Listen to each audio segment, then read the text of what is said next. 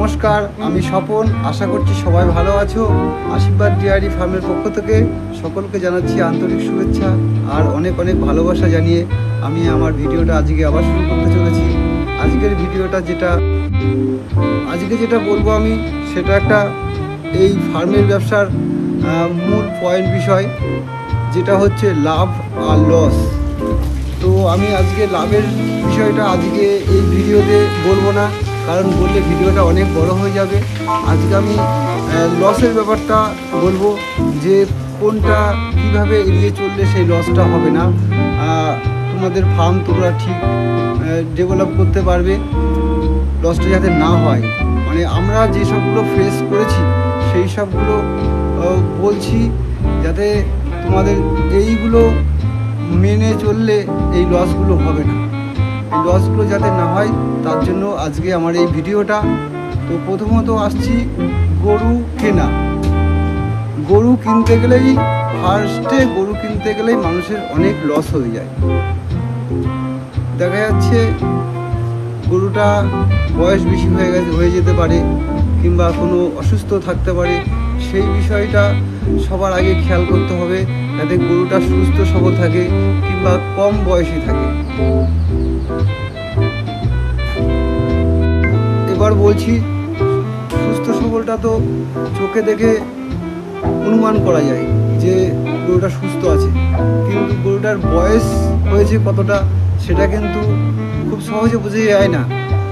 গরুটার বয়স বুঝতে গেলে গরুটার দাঁত দেখতে হবে। গরুটা 2 দাঁত 4 দাঁত হার্ডলি 6 দাঁত, 6 দাঁতের মধ্যে গরু কেনার চেষ্টা করবে। তো পয়সা বেশি যাক তাতেও ঠিক, কিন্তু 6 দাঁতের বেশি হয়ে গেলে গরুর বয়স 3 বিয়ানেরও বেশি হয়ে যেতে পারে। তো আমি বলবো 6 দাঁতের গরুটাই, মানে 2 দাঁত হলে খুবই ভালো, 4 দাঁত হলেও ভালো, কিংবা লাস্ট হচ্ছে 6 দাঁত। 6 দাঁতের বেশি হয়ে গেলে গরুগুলো কেনা রিস্ক হয়ে যায়, কারণ তারা যদি কোনো রকম একটু অসুস্থ হয়ে যায়, ওই অসুস্থতা ওদের মৃত্যুর কারণও পর্যন্ত হয়ে যেতে পারে। আর এগুলো অসুস্থ হলেও এদের উঠে দাঁড়াবার ক্ষমতাটা অনেকটা বেশি থাকবে, যার জন্য আমি বলবো 2 দাঁত 4 দাঁত 6 দাঁতের মধ্যে গরু কেনার চেষ্টা করবে, তাতে লসের হাত থেকে অনেকটা রেহাই পাবে। এই একটা লস। আর হচ্ছে ভ্যাকসিন করাতে হবে। মাথায় রাখতে হবে যে ভ্যাকসিনটা এফএমডির ভ্যাকসিন, মানে এফএমডি রোগ একটা, বাংলায় যাকে বলে এসো রোগ। এই রোগটার ভ্যাকসিনটা 6 মাস পর করলে ভালো হয়। মাথায় রাখতে হবে ভ্যাকসিনটা যাতে পুরো 6 মাস পর করতে পারো কিংবা করো। হ্যাঁ, কারণ হচ্ছে এই ভ্যাকসিনটা একটা খুব বড় ইম্পর্টেন্ট। কারণ হচ্ছে এই এফএমডি রোগটা যদি কোনো ফার্মে হয়, লস তো দূরে থাক, ফার্মও বন্ধ হয়ে যেতে পারে। মানে এমনই পজিশনে এসে যায় মানুষের, দেখেছি অনেক ফার্ম বন্ধ হয়ে গেছে, অনেক লোকে এর কারণে গরু পোষাই বন্ধ করে দিয়েছে। তো এটা খেয়াল রাখতে হবে যে 6 মাস পর আমরা ভ্যাকসিন করব। এ একটা বিষয় গেল। আর তৃতীয় বিষয়টা হচ্ছে গরুর পালান ফোলা, ম্যাস্টাইস যাকে বলে, ম্যাস্টাইস পালান ফোলা রোগ, যে বার দিয়ে ছানা আসবে। এই একটা কারণ। এই কারণে একটা গরুর ম্যাস্টাইস হয়ে গেলে অনেক টাকা খরচ হয়ে যায়, প্লাস হচ্ছে অনেক কিছুদিনের দুধও অনেক কমে যায়, যাতে ফার্মাররা প্রচুর লস খায়। এই রোগটা আসে ঠান্ডা গরমে তো একমাত্র হয়। তারপর হচ্ছে দ্বিতীয় বড় কারণ হচ্ছে, যে কারণটাই এই রোগটা হয়, এটা হচ্ছে নোংরার কারণে। যে গরু দোয়ানো হয়ে গেল, দুধ পড়ে থাকলো ফার্মে, সেই দুধটাকে পরিষ্কার করা হলো না, ধোয়া হলো না, কিংবা গরুটাকে অসময়ে দোয়ানো হলো। মানে বলতে চাইছি আমি, গরুটা দোয়ানোর আধা ঘন্টা যাতে গরুটা দাঁড়িয়ে থাকে, এটা মাথায় খেয়াল রাখতে হবে, যাতে গরুটা আধা ঘন্টা দোয়ানোর পর দাঁড়িয়ে থাকে।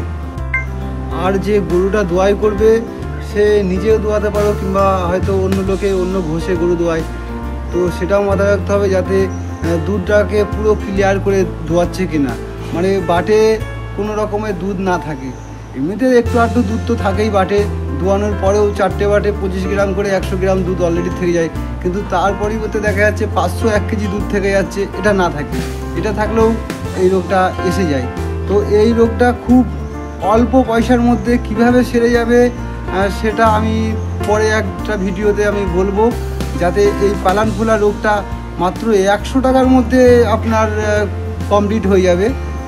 কোনো বাটে দুধও কম আসবে না, কিছু না। 100 টাকা কিংবা 100-150 টাকার মধ্যে পালান ফোলা রোগটাকে সারিয়ে আনো যাবে, সেটা যদি বড় আকার না নেয়। বড় আকার নিলে তার জন্য তো আলাদা ট্রিটমেন্ট আছে, কিংবা দেখা যাচ্ছে কোনো কারণবশত মাঝে মাঝেই কোনো গরুর পালান ফুলছে, তো সেই সব আমি ডাক্তার না, আর আমার এগুলো আলোচনা করবো না ভাবছিলাম, কিন্তু এগুলো তো আমরা নিজেরা পরীক্ষিত যে কিভাবে কি করলে না করলে এগুলো হবে। কারণ হচ্ছে এই অল্প পয়সার যে ট্রিটমেন্টগুলো, এই ট্রিটমেন্টগুলোকে আপনাকে কোনো ডাক্তারও বলবে না, কোনো ওষুধের দোকানদাররাও বলবে না। তো এটাও একটা মেন পয়েন্ট, এইটাকে আমি অন্য একটা ভিডিওতে আলোচনা করব। আজকে থাক।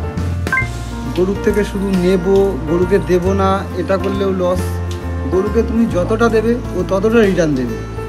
ওকে যদি 200 টাকা খাওয়াও, ও 400-500 টাকা দুধ দেবে, কিংবা ওকে 100 টাকা খাওয়ালেও 200-300 টাকা দুধ দেবে।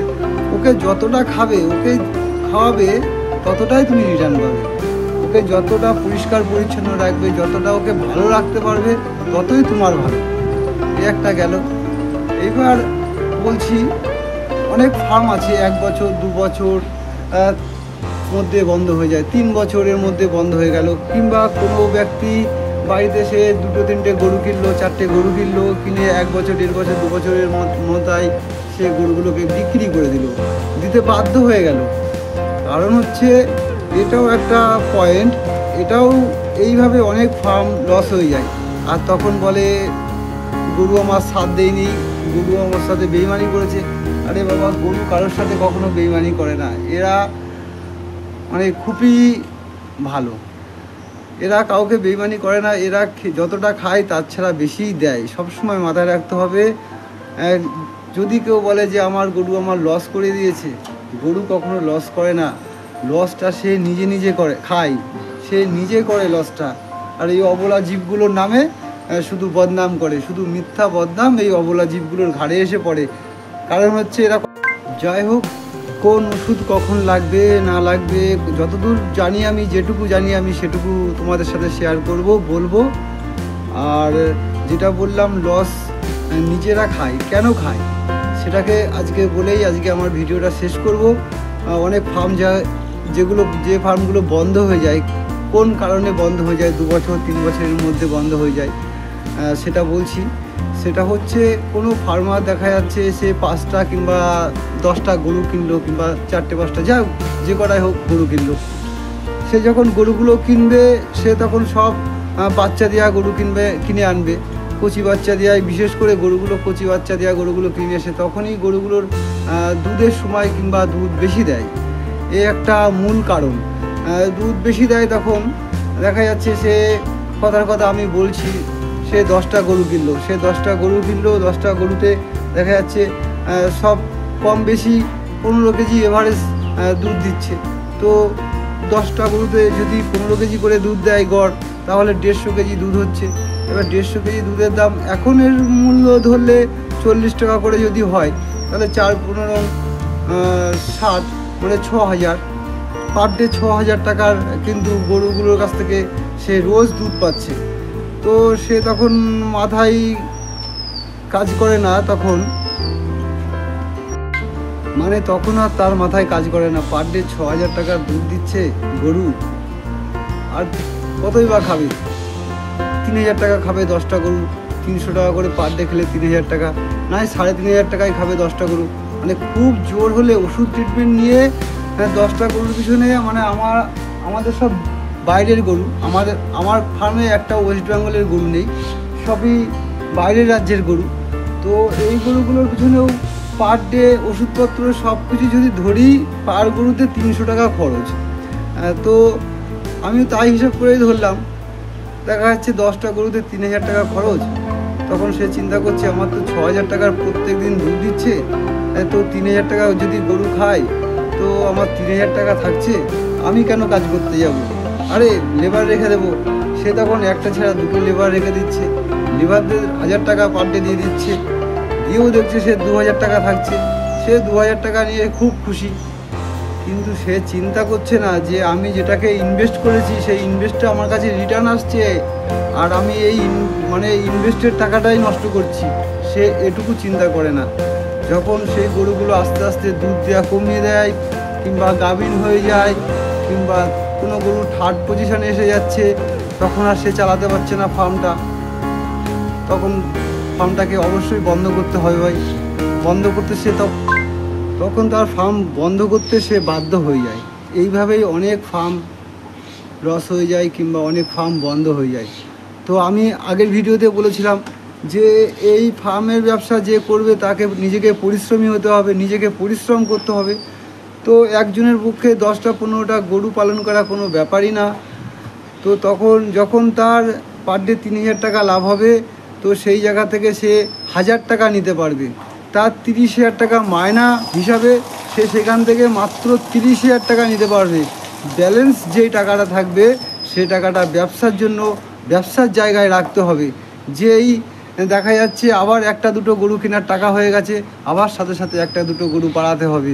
এইভাবে আস্তে আস্তে ফার্মটাকে বড় করতে হবে, ফার্মটাকে বাড়াতে হবে, ডেভেলপ করতে হবে।